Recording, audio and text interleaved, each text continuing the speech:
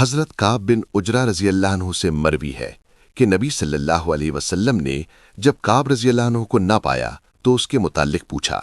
لوگوں نے کہا وہ بیمار ہیں۔ آپ چلتے ہوئے ان کے پاس آئے۔ جب ان کے پاس پہنچے تو آپ نے فرمایا، کعب خوش ہو جاؤ۔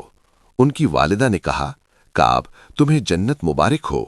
آپ صلی اللہ علیہ وسلم نے فرمایا، یہ اللہ پر قسم کھانے والی کون ہے؟ کعب نے کہا، اے اللہ کے رسول صلی اللہ علیہ وسلم، یہ میری والدہ ہیں۔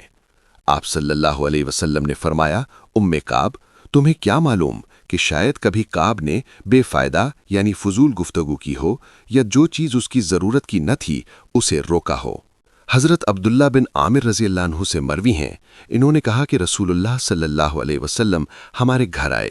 میں اس وقت بچہ تھا، میں کھیلنے کے لیے باہر نکلنے لگا تو میری امی نے کہا، اے عبداللہ آؤ میں تمہیں کچھ دوں۔ رسول اللہ صلی اللہ علیہ وسلم نے فرمایا، تم نے اسے کون سی چیز دینے کا ارادہ کیا ہے؟ انہوں نے کہا، میں اسے کھجور دوں گی۔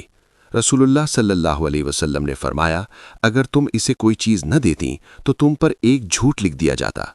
حضرت عائشہ رضی اللہ عنہا سے مروی ہیں کہ نبی صلی اللہ علیہ وسلم نے ان سے کہا، جسے نرمی دے دی گئی اسے دنیا و آخرت کی بھلائی دے دی گئی۔